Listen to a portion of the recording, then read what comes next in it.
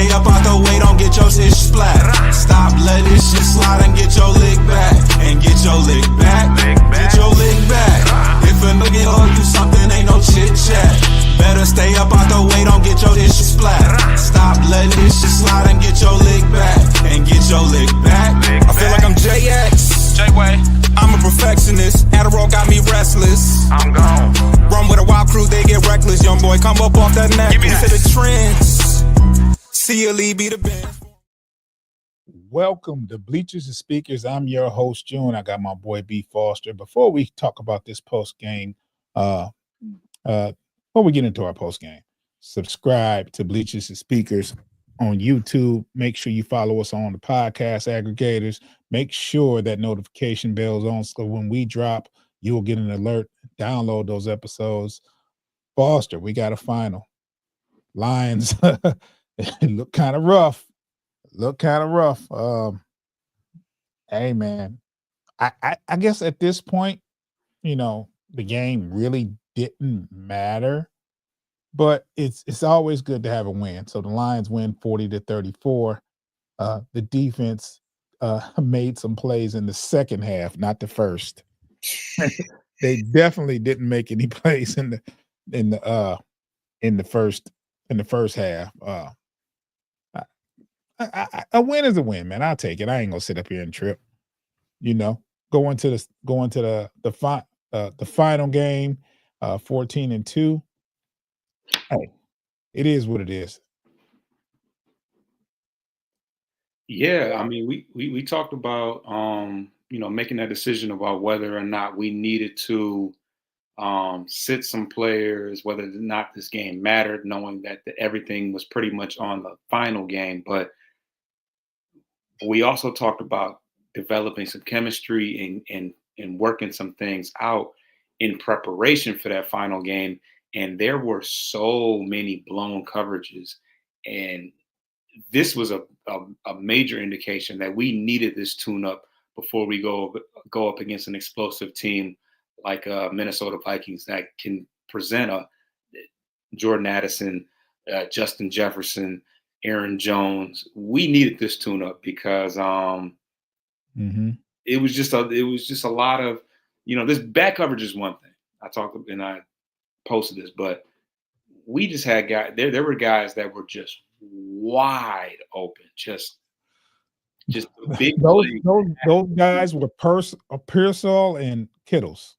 That's who it was. That's it.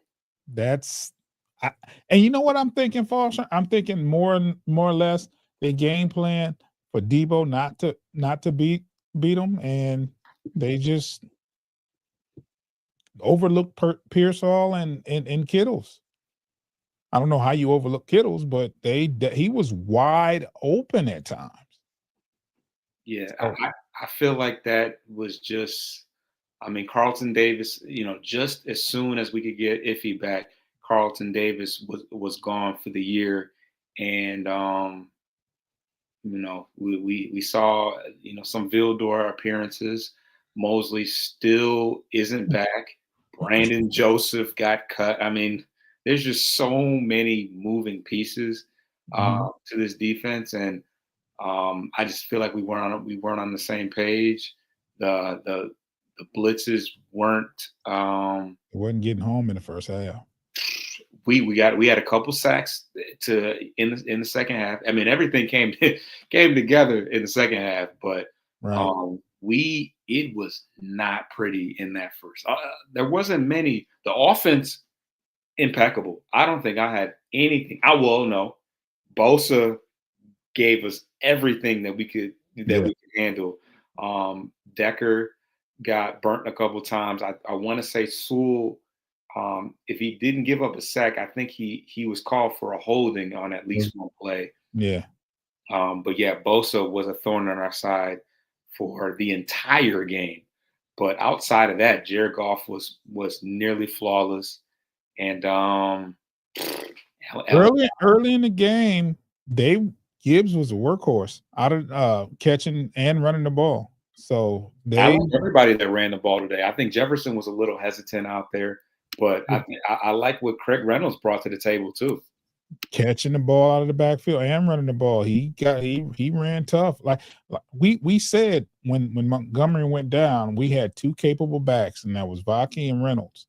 That was, that could step in, and then you would feature Gibbs more.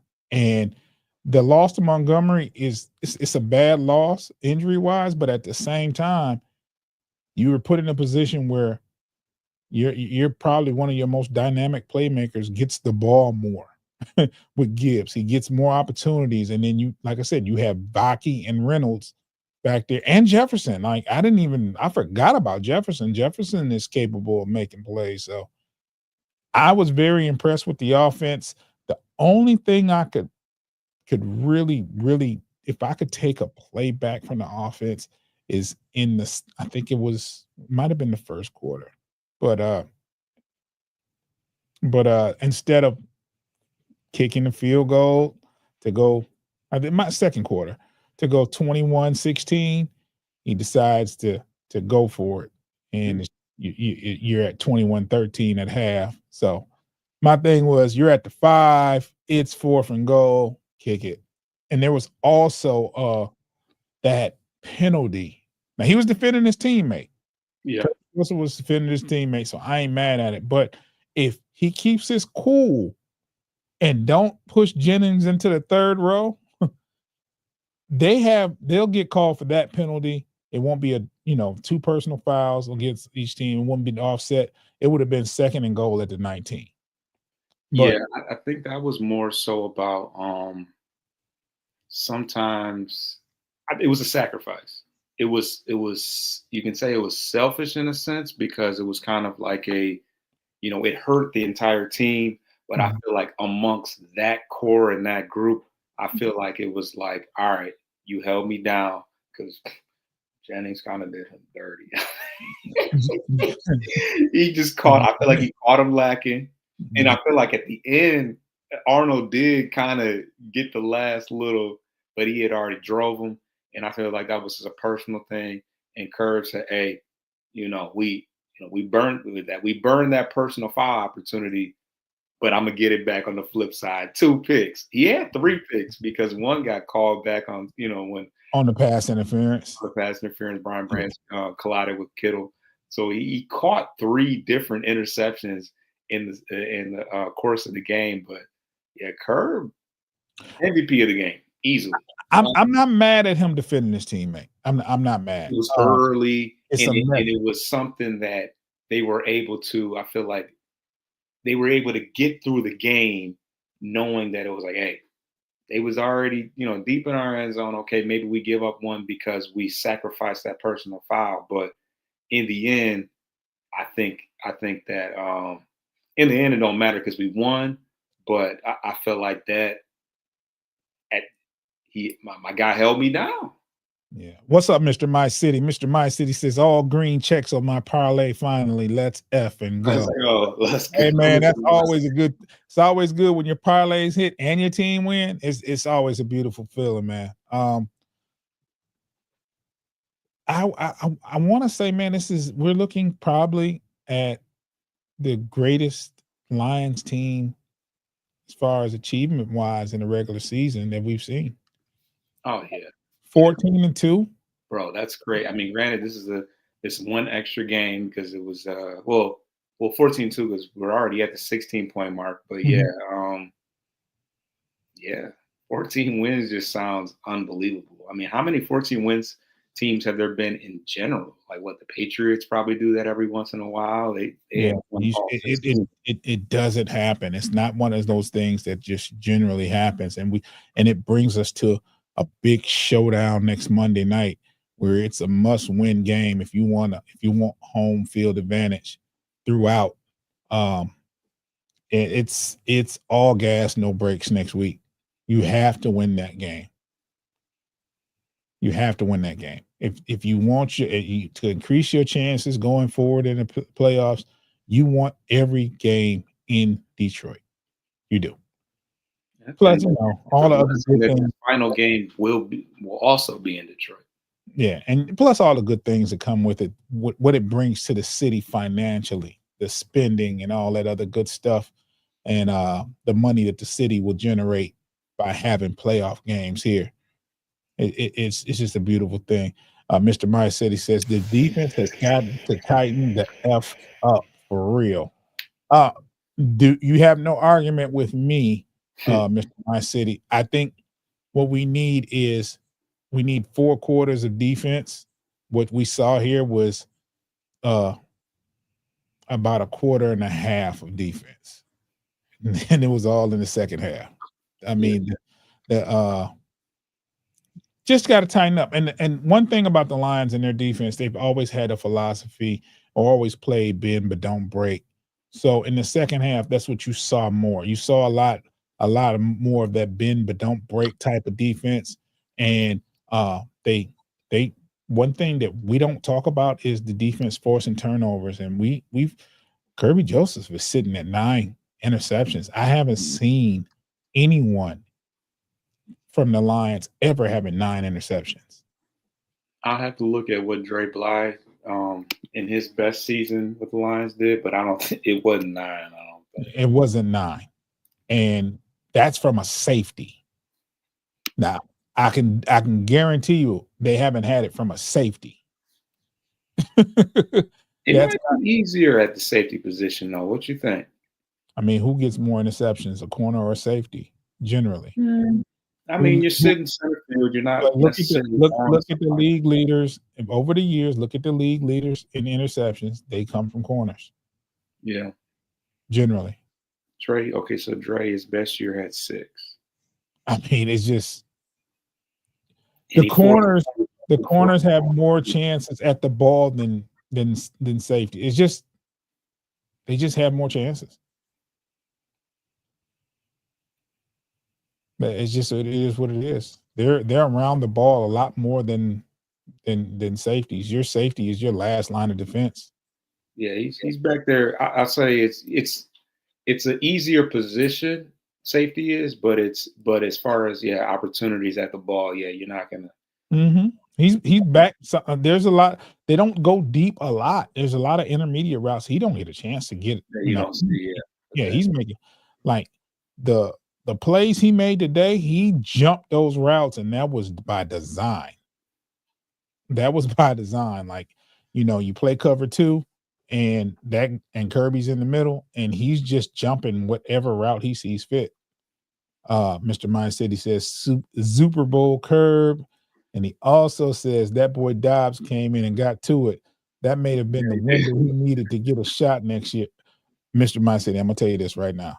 If he gets a shot, it won't be in Frisco. They're already talking about Brock Purdy made $1 million this year. He's scheduled for to be re-signed next year. And they're already talking about somewhere up around 50 to 55 million a year. Wait, so he said it. Oh, he's talking about a shot as being a starter. Yeah, I don't know about that. He had that shot in Minnesota. He lost his job. He played a couple good games, but he lost his job. So you got to understand, though, Mr. That was during prevent type of defense. I mean, they weren't. I mean, they were just sitting back in a zone. That's not their forte. The Lions play man-to-man defense. That's what they do most of the time. And they just wanted them to eat up clock. We'll give you a couple of plays. But they were very confident being up 12 with less than a minute left to say, okay, whatever. But Dobbs did make some good throws, though. He did make some good throws. But we know we seen him at Minnesota last year where he was making some plays when he first got there. Mr. My City says, a shot somewhere else. Could be someone else's backup. Oh, yeah, for sure. He's more than capable of being a backup somewhere. And there's some teams out there that need a quarterback. There's some teams out there that need a quarterback that could give Dobbs a shot. He did look good on camera. Mr. My City said he looked camera. I mean, if you paid attention to Minnesota last year when he came in, that first couple of games he played for them, he was lights out. It wasn't until I don't know, his luck ran out and they put in Nick Mullins, and then McMullins carried him the rest of the way. But Dobbs was making plays when they put him in for Minnesota last year. So I didn't know where he was, though. I just knew he wasn't at Minnesota anymore.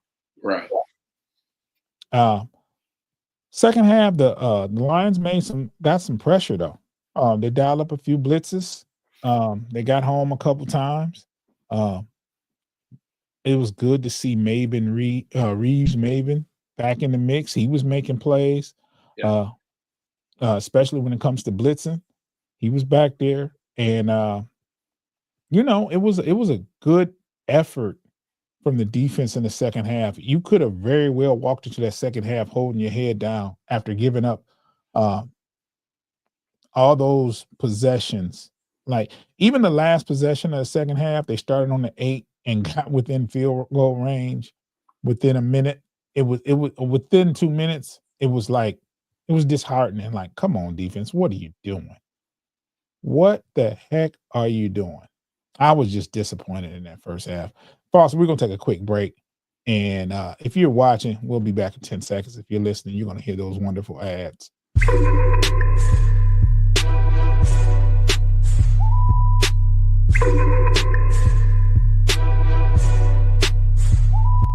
I promise you that'll be the last break of the game of the show. I'll figure it out where to add the ads later, but you won't have to endure those ads anymore. I understand your frustrations. Mr. My City says, my man Dan about his issue on fourth downs.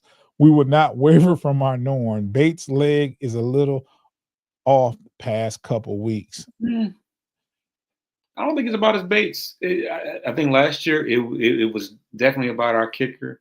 I think this year it's more so just I feel like when you continue to apply pressure and put it on their defense to make a play, I think that's what puts us in the best position to win. I feel like they breathe a sigh of relief when they say, oh God, he's bringing the kicker out. I think that they sweat a little bit more when they know we about to score a touchdown. Yeah. I think when it comes to Bates missed a extra point early, and I think he got blocked though, right? He got blocked. Yeah. I mean, but for the most part, Bates is money. I trust Bates. 50-yarders. Well, what he kicked today? Was it a 50-something yarder? It wasn't no chip shot. It was 57 was the long. Oh my God. I mean, Bates is money, bro. 57? You should get an extra couple points if it's over 50. Yeah, man. It was 58 from yeah. I mean, Moody couldn't hit the 58 or 51, but hey. That's true. For whatever reason, I felt way more comfortable with Bates kicking at 58, and I was like, I knew Moody wasn't making that. No, I wasn't worried about Moody. Mr. Micey said they got their leg back, pun intended. Yeah, the first one was blocked, and Mr. My City corrected us. That was a 58-yarder that Mr. Bates kicked. And the thing is, Foster, like, we're down 21-13 at the first half, at the end of the half, and I knew right away. Lions went right down the field, scored, 2-point conversion, and I'm thinking, okay, I don't think we're going to lose this game. But Briscoe comes right back, scores, makes it 28-21. Right. And at this point, I'm getting frustrated. I'm like, come on. Defense, I think we scored a field goal after that to make it 24-28, and then Brock Purdy throws his first interception. The score after that make it 31-28, and then we get another field goal after that, and then ultimately we got a touchdown to make it 40-28. So, yeah, I mean, it was simple in the second half. Create turnovers, and the offense keeps running. We put up another 40 ball. Quietly though, because it was kind of like. Well, it's just the way it looked. Like, you got to remember, we only scored 13 points in the first half. Right. So to wind up with 40 points, you scored 27 in the second half. Now, I don't know who you are, but in this league, if you can put up 27 points in a half, you got a good chance of winning that game. I don't care what you do in the other half. You put up 27 in a half, your odds of winning has to be up there. Has to be up there. You got some stats pulled out in front of you, Foster? Yeah. I need to know what Gibbs did tonight, and I need to know Goff's final numbers as well. All right, so we'll start with Goff. Goff was 26 for 34 with 303 yards, 3 touchdowns, 0 interceptions. A lot of threes in that stat line, but yeah, only 8 incompletions out of the 34 attempts he had, and he had 300 yards and 3 touchdowns. So another great effort by Goff. Gibbs had 18 carries for 117 yards, which was good for 6.5 per carry with a touchdown. But yeah, the other key was I feel like Jamison Williams has fully been unleashed. I want to know his numbers. He had a rushing touchdown, which I think he had a end around that he lost. So he finished with 2 carries for -2 yards, but he still had a touchdown, rushing wise. He had 5 catches and 77 yards, 1 touchdown.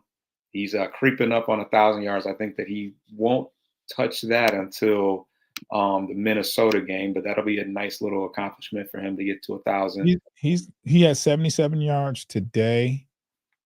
So that means he's probably at like 960 or something like that.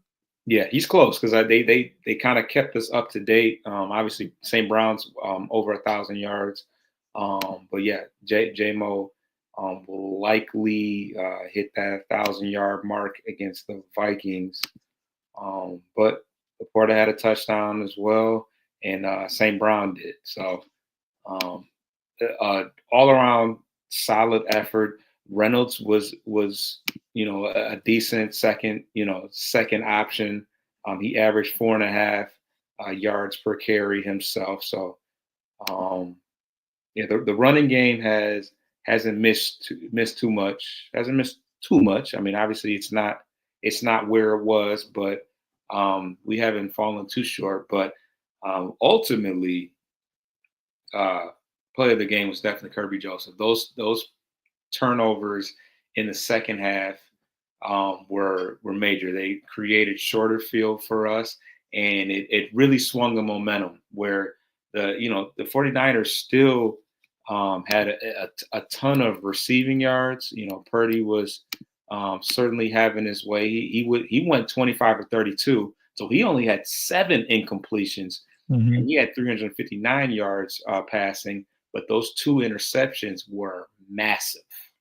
Yeah. Massive. I'm going to read some of these comments. Mr. My City says playing from behind was killing us. That interception is what changed the game. He also says a 15-yard penalty turned into an immediate take back fire. MSU Detroit fan says revenge. Mr. My City said they knew J-Mo needed 110 for 1,000. Open it up for him. He definitely had his opportunities. MSU Detroit fan says Sonic time. Mile Marker 301 says, woo, 14-2. Jordan Plant, 49ers smell like butt the whole game. Okay. Hey, Jordan, he might be in the building. That's a new guy. Yeah, welcome. MSU Detroit fan says, call Jamar Jefferson Tails since Craig Reynolds has the nickname Netflix. Okay. I like this running back room. I do. It's a very, and Vaki didn't even, I'm pretty sure Vaki was hurt. I didn't see him on special teams or he may have been out there, but I didn't personally see him. I didn't see him. But I didn't see, the fact that Jefferson, because Vaki played last game. Yeah. So yeah, whatever. But Jefferson was all right. He had a couple opportunities to punch the ball in, I feel like. Yeah, for sure. MSU Detroit fan says Lions should bring Ben Schwartz, Sonic voice actor, to the Vikings game next week. Hey man, I'm gonna tell you something about this game Monday night, what was that? Is that yeah? That's Sunday night because they moved the game to prime time. Ford Field gonna be rocking Sunday night, rocking Sunday, absolutely rocking. That place is gonna be. We waited a long time for games like this, where uh we're in the playoffs. We have a sold out crowd, prime time football. We've been so far removed from that kind of atmosphere.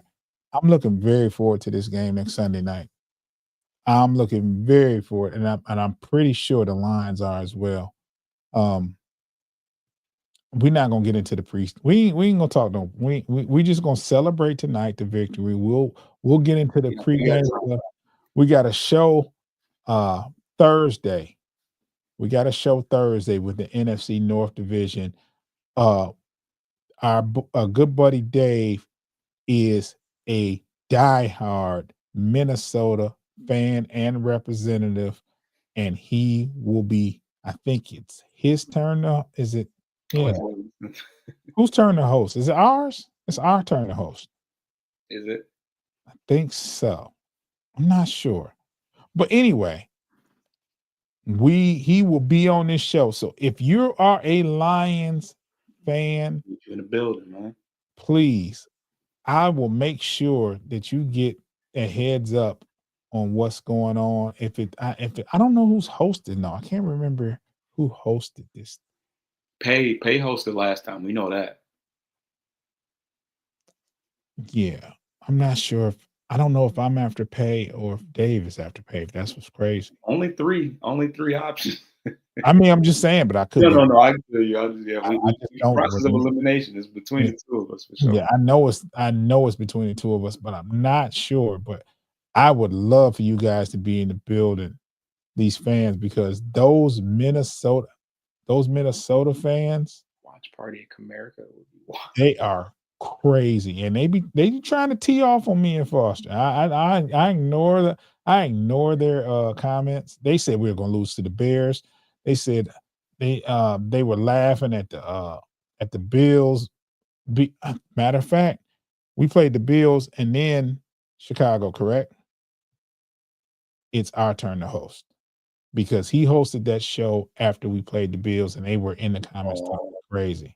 Gotcha. So yes, I need my Detroit fans in the building Thursday when we do this NFC North Division show, because those Minnesota fans was tripping.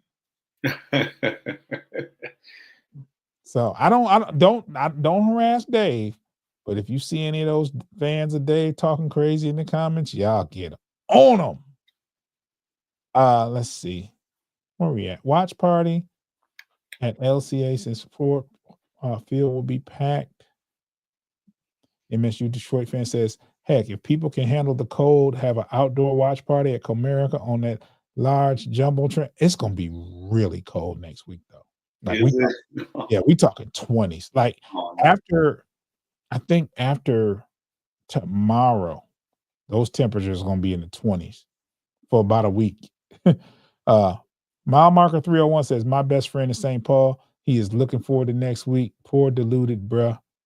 Yeah, they're crazy. Those Minnesota Vikings fans are dedicated fans. MSU Detroit fans says Minnesota fans are still mad the Tigers knocked them out of the playoffs last season. Hey, I'm gonna tell you something. They're a very passionate group. I mean, I'm sitting. I play it off like I don't read the comments, but I'm paying attention to every single one on Foster. He on everything moving. They talking crazy. They were talking crazy. Oh, you guys are just gonna give up. Y'all just gonna give up 40 points. Look, the thing is, it was right after the Bills game, and they said, "Oh, Detroit's just gonna give up 40 points a game every game." That was the worst defensive game that we've had all season.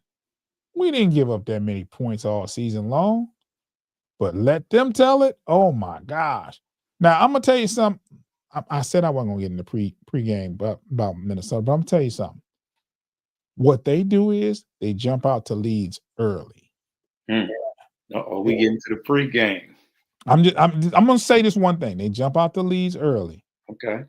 And all you have to do is stay close. Stay close, you got a chance. Just stay close. That's it. It just because you notice they'll jump out to a big lead and teams have a chance to win it in the end versus them. And a lot of the times, if you keep it close, you have a good chance of winning. They jumped out to was it 14-0 or was it 10-0 versus us? Ooh.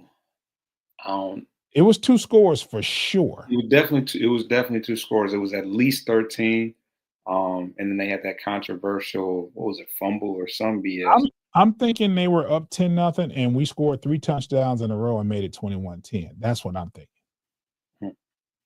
If my memory serves me correct, but they jumped out to a 10-0 lead and it looked bleak. It did. It looked like they were on all cylinders. Hey, the Packers fans we know was talking smack too. Remember? Man, they was talking crazy. Oh man, y'all getting rolled on. Y'all can't handle them. This, that, and other. And next thing you know, it's 3 drives in a row. Touchdown, touchdown, touchdown. We up 21-10. Good belt. Good belt. Now, mind you, they got a fumble recovery for a touchdown to take the lead late. And we had plenty of time to drive down the field, which we did, and score and kick a field goal to win it and walk off the field. But they're going to be revved up. That offense of theirs is going to be they think that they're just going to have their way with the Lions offensively, and that's cool.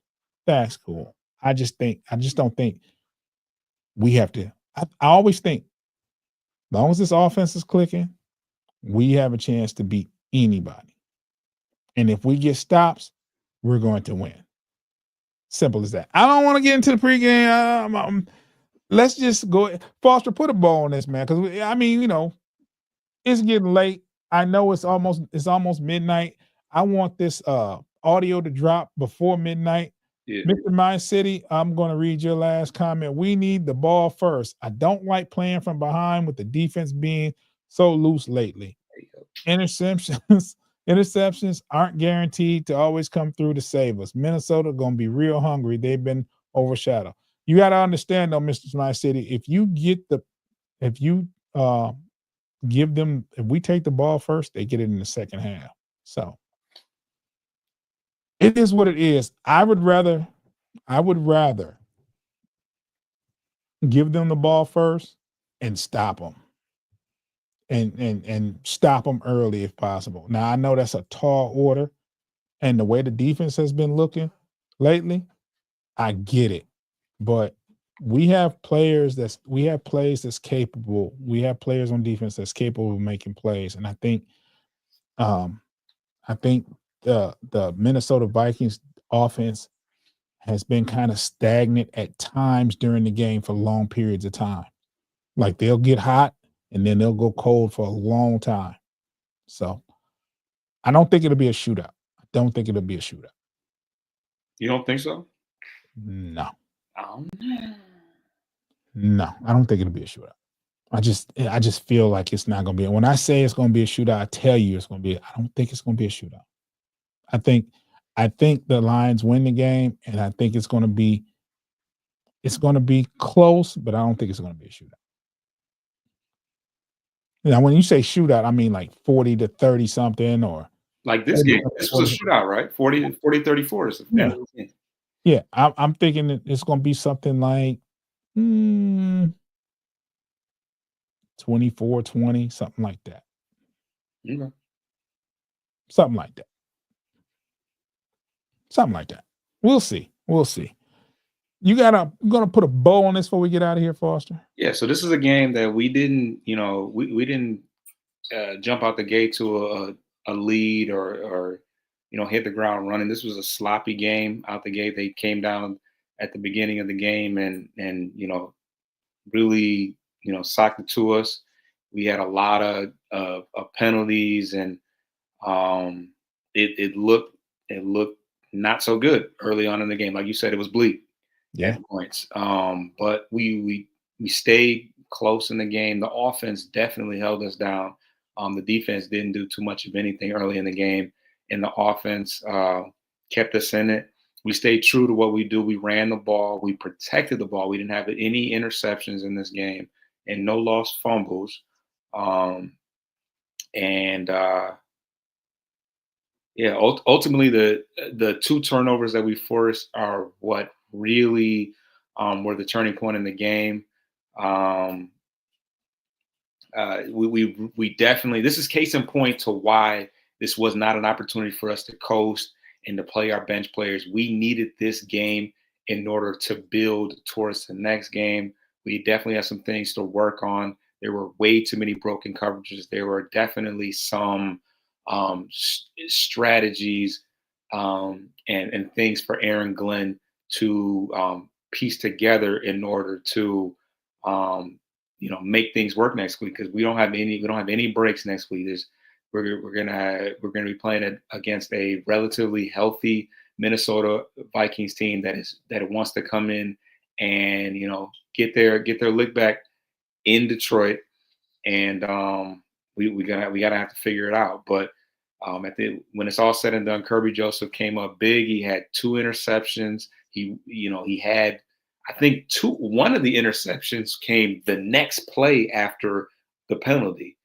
We turned right around and got another one. So, if that wasn't meant to be, I don't know what is. So ultimately, he was the hero in this game, but the secondary looked rough. Ricky Pearsall looked like the second coming of Wayne Corbett or Ed McCaffrey, Christian McCaffrey's father. Like, he was out there cutting up. They were reverse passes, end around passes, and he was wide open, nearly the entire game. Same thing with George Kittle. So we have some things that we need to work on, because I mentioned Jordan Addison and Justin Jefferson. I didn't even say anything about Naylor. Naylor had a touchdown last week, and then you got Hockenson. That's going to be. They use Hockenson a lot. Yeah, and he's gonna. You think this game doesn't mean something to him, and you think that he's not looking at this game with Kirby Joseph, who put him out last year. I'm just gonna put it out there. Kirby Joseph put him out last year, and he had 2 interceptions. And now you think he is relishing in the fact that he's having all the success? No, he wants to stick it to him too. So this is going to be a crazy game. Of course, we'll have a couple more opportunities to talk about it, because this is for all the marbles. And Goff with another MVP performance.